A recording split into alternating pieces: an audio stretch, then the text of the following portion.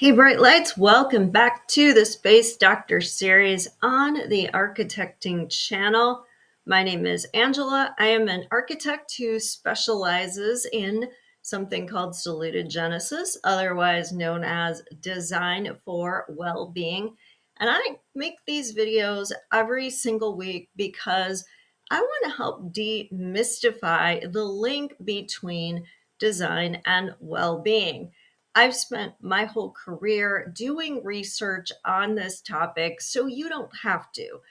I hope every week using my Salutogenesis card deck that we can explore in a way that's interesting and fun a lot of very complex theories and hopefully give you some great takeaways that you can put into place in your own home, place of work, places in your community, or if you are an architect or an interior designer, ways that you can talk about these topics with your client and implement it in your design. So if this sounds good to you, make sure you like and subscribe so that you don't miss an episode. Let's get started with a quick introduction to the deck. It is divided into two parts. The black rimmed cards are fundamental concepts in psychology, sociology, archaeology, neurology that impact what creates or diminishes well being. And the second part of the deck are fundamental theories that I believe contribute to 5 different aspects of salutogenesis. Each of these theories is also associated with one of the elements from feng shui. So when I draw a card, I will explain more about the aspect of salutogenesis that it falls under, as well as how it relates to that element. So if you're ready, let's get started. So the card I drew from the fundamental concepts part of the deck for this week is habituation. Now, habituation essentially is the diminishing of a psychological or an emotional response to a stimulus that we encounter over and over again. It's part of how we form habits, hence the root habit in the word habituation. And it's really that inborn ability that we have as human beings to get used to the things that we experience on repeat.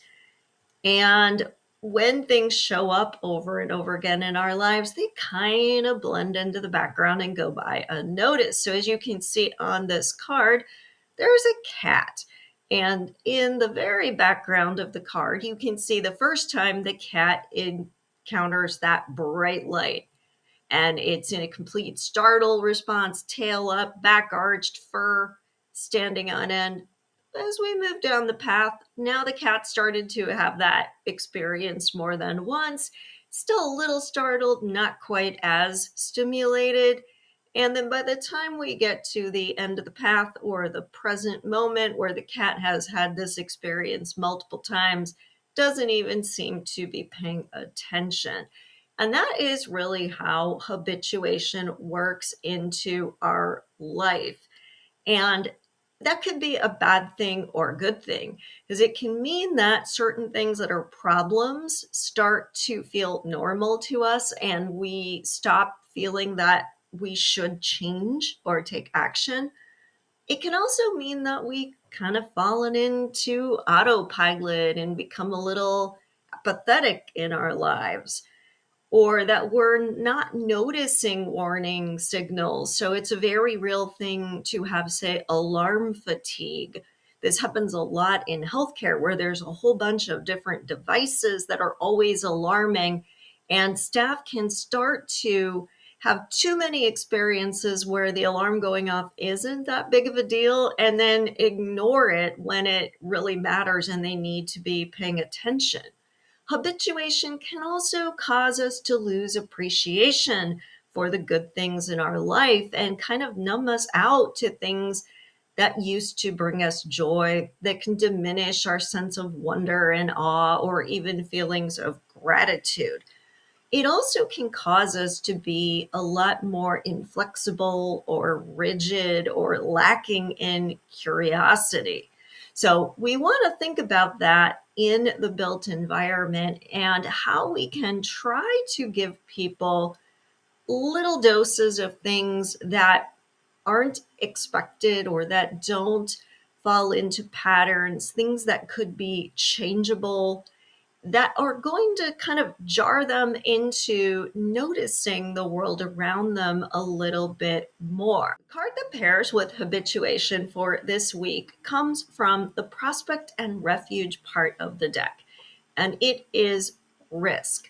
Now, prospect and refuge is essentially our ability to experience our environment from a point of prospect where we feel safe and to determine where we can seek refuge. So, as we're moving through a space, where is that psychological safety? Where is that physical safety? It's associated with the feng shui element of earth, which is grounding and protective and stable energy. So, you're probably going to say, risk. What does risk have to do with stability or seeking safety? Isn't it exactly the opposite?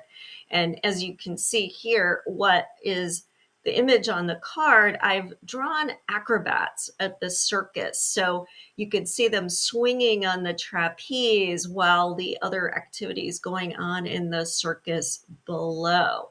And the reason that risk is part of prospect and refuge is when we take what is called appropriate risk in a safe environment, we actually build our confidence.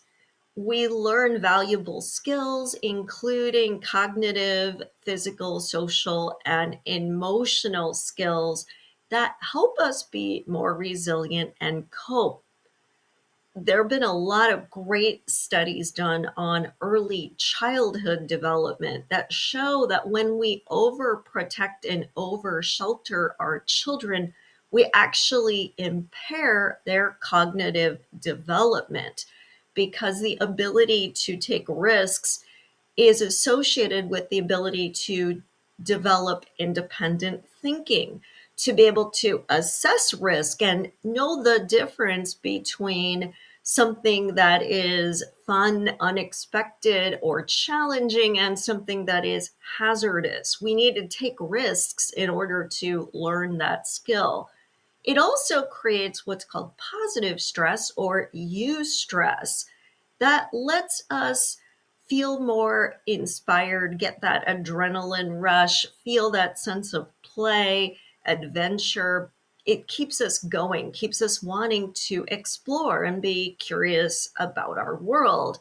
And I think we can all agree that the human race is well served by our curiosity and sense of discovery. So we can lose that when we don't take enough risk.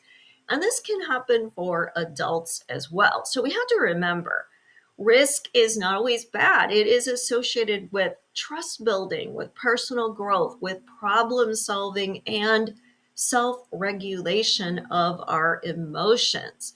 So, how can we experience risk in the built environment?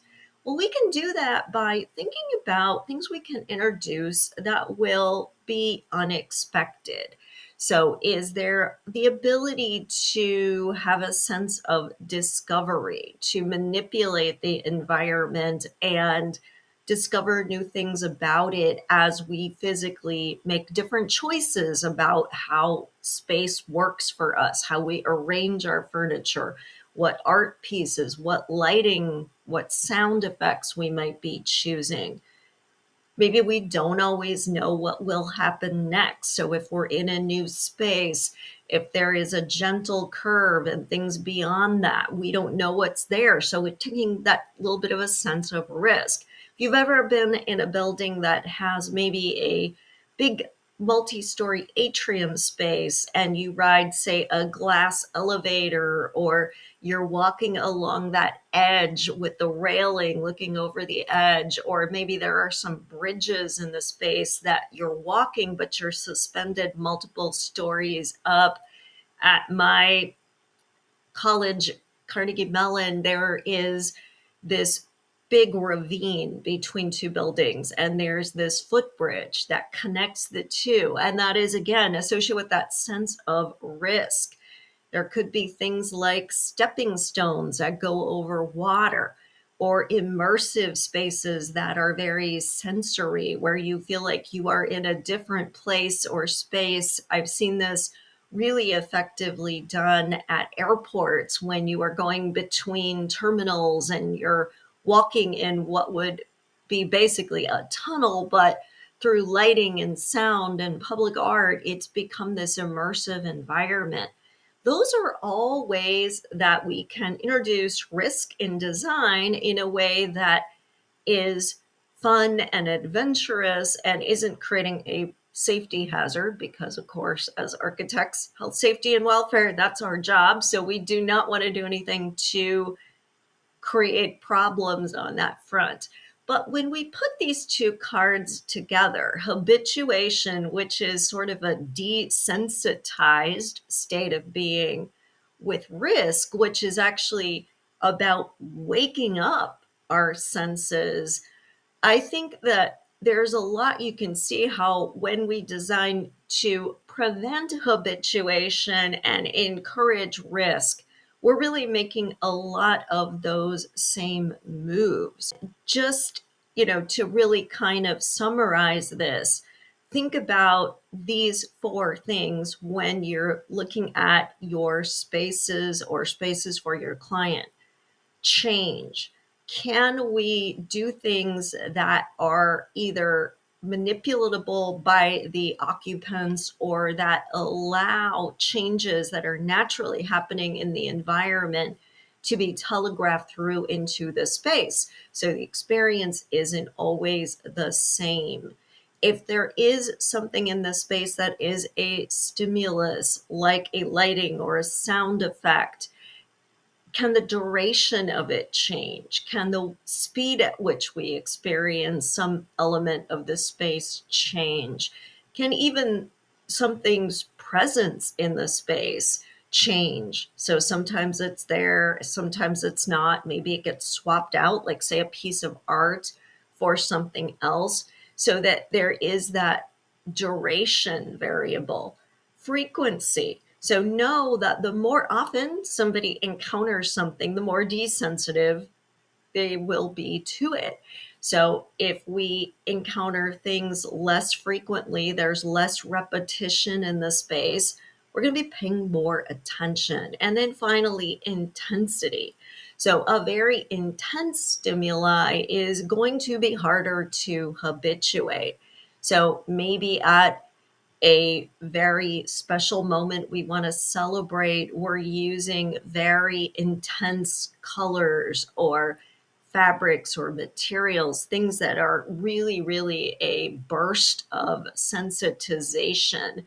Or maybe we use those kinds of things as wayfinding cues at key moments along a path to help people remember where they're going.